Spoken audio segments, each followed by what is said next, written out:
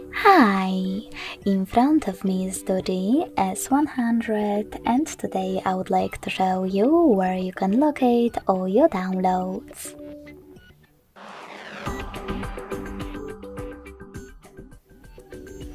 First of all, you need to find an app called Files, and when you find it, click on it.